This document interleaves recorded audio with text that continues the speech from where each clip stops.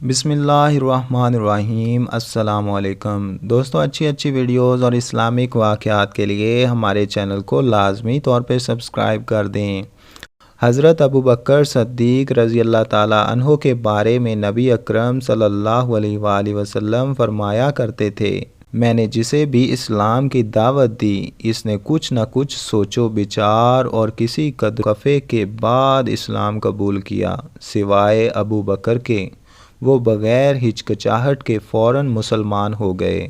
ابوبکر سب سے بہتر رائے دینے والے ہیں۔ میرے پاس حضرت جبرائیل علیہ السلام آئے اور انہوں نے کہا کہ اللہ تعالیٰ آپ کو حکم دیتا ہے اپنے معاملات میں ابوبکر سے مشورہ کیا کریں۔ نبی کریم صلی اللہ علیہ وآلہ وسلم کے لیے حضرت ابوبکر صدیق رضی اللہ تعالیٰ عنہ وزیر کے درجے پر تھے۔ آپ صلی اللہ علیہ وآلہ وسلم ہر معاملے میں ان سے مشورہ لیا کرتے تھے۔ ایک حدیث میں آتا ہے، نبی اکرم صلی اللہ علیہ وآلہ وسلم فرماتے ہیں، اللہ تعالیٰ نے میری مدد کے لیے 4 وزیر مقرر فرمائے ہیں، ان میں سے 2 آسمان والوں میں سے ہیں، یعنی حضرت جبرائیل علیہ السلام اور حضرت میکائیل علیہ السلام، اور 2 زمین والوں میں سے ہیں، حضرت ابوبکر صدیق رضی اللہ تعالیٰ عنہ اور دوسرے حضرت عمر فاروق رضی اللہ تعالیٰ عنہ۔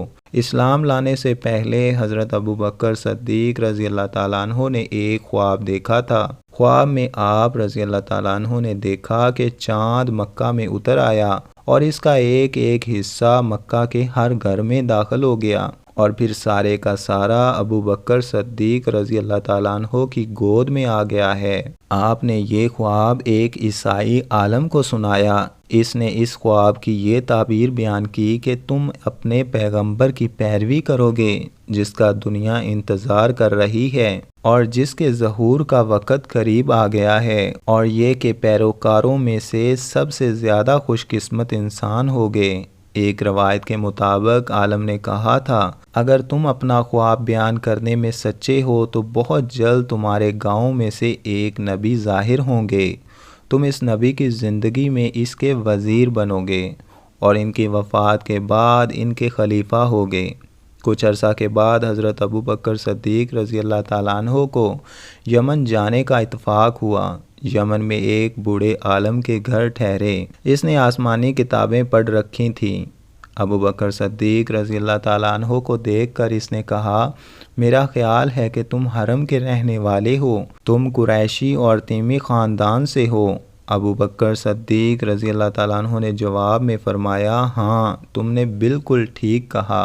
اب اس نے کہا کہ میں تم سے ایک بات اور کہتا ہوں، تم ذرا اپنے پیٹ پر سے کپڑا ہٹا کر دکھاؤ۔ حضرت ابوبکر صدیق رضی اللہ تعالیٰ عنہ اس کی بات سن کر حیران ہوئے اور بولے، ایسا میں اس وقت تک نہیں کروں گا جب تک کہ تم اس کی وجہ نہ بتاؤ گے۔ اس پر اس نے کہا کہ میں اپنے مضبوط علم کی بنیاد پر کہتا ہوں کہ حرم کے علاقے میں ایک نبی کا ظہور ہونے والا ہے، ان کی مدد کرنے والا ایک نوجوان ہوگا اور ایک پختہ عمر والا ہوگا۔